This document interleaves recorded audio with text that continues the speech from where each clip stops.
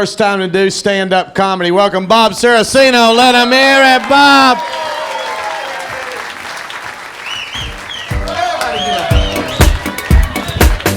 Hello, everybody. I know you're looking at me and saying, you know what, that's an Irish librarian from Iowa, for my appearance. You know, I just moved down here a couple of years ago, and I wandered around. There's so many wonderful things in Sarasota, but then ironically, I went into an area where there's Mennonites and Amish people. And I thought to myself, you know, there's a few things that wouldn't work that well with the Amish neighborhood. And I said, you know what? Who in their right mind is going to go to an Amish woman's fashion consignment shop? I mean, what woman here is going to go, look at that. Isn't that something? And the other thing, I thought when you go into that consignment shop, you'd go in and say, oh, geez, that's a good-looking blue one over there. And oh, you know what, there's a blue one over there. And hey, there's a blue one over here where you get a bonnet to go with it. It's not even fucking Easter.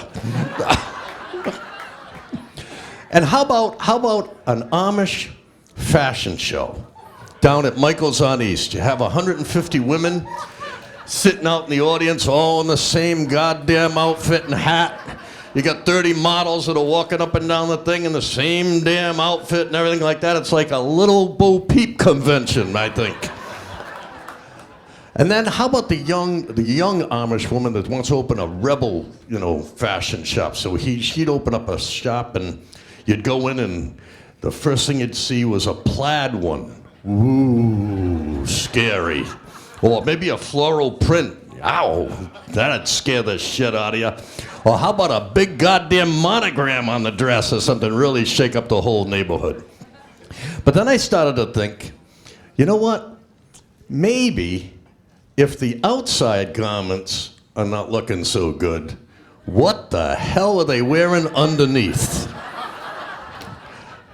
Now, I know there's probably not an animal print thong under any of those outfits up there. This just cannot exist. I'm guessing she's got a pair of panties under there that looks like a goddamn diaper on the, if you could take a look at that thing. And I know there's no push-up bras or underwire bras or anything like that going on down there. And then I said, you know what? Imagine being a gynecologist in an Amish neighborhood. Now think about that. Old Hilda walks in her dress and get on the table, put your feet in the stirrups, and you lift that up and you probably want to put a Ghostbuster outfit on to go in there and what do they call that thing, a speculum or whatever the hell? You probably use a spatula because they're always making fucking pies and biscuits and shit all the time. And then you lift it up, you take a good look, and you go out and get the landscaper. We need a weed whacker under here. Terrible, terrible, for cripe's sakes. There's no Brazilians going on there, that's for sure. None. Then I thought, you know what? This Amish woman gets up in the morning, and Amish people don't believe in electricity. There's no electricity. So it's August, it's about 100 degrees, humidity's about $1.20. And she's in the kitchen cooking up a lot of biscuits and all kinds of crap, sweating her ass off. Goes out and dusts off the mule and the buggy and the bicycle and riding up and down the fucking street, sweating her ass off all over the place. And then she goes home in the afternoon and starts making supper for her husband. So while she's making supper, she's in the kitchen sweating her ass off and everything like that. And then she starts feeling a little whimsical. She figures she's going to go in the living room and feel good with Homer or Otto, who's in the living room. So she says, you know what, I'm going to take off all my clothes and go stand behind Otto and see if he notices me. So she takes off all her clothes.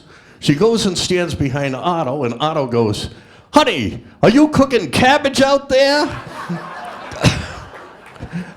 Because the funk would just be rushing out at you.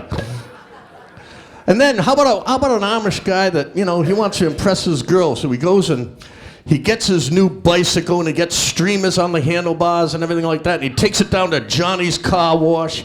He goes, run this thing through, put Armor All on the wheels and give me the hot wax and polish up this basket. I'm going to pick up Hilda. So he goes and picks her up. He puts her in the basket in the back naturally because there's no 2 seats, drives around and everything like that. Pulls up to Marina Jack's and the valet parker says, what the fuck do you want me to do with that? And he goes, put over there next to the Ferrari and the Maserati and just back it in and don't scratch it, please. And I just want to leave you with just a couple of thoughts. You know, there's a 10 bestseller list of books in New York. So what do you think would be the worst-selling, smallest book in history? It's Amish Men I've Met While Yachting. And I'm going to leave you with this thought. An Amish woman's sexual fantasy. Does anybody know what that is? A sexual fantasy of an Amish woman?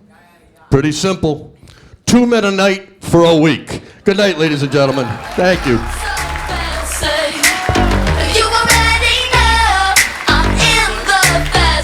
Sarah Bob!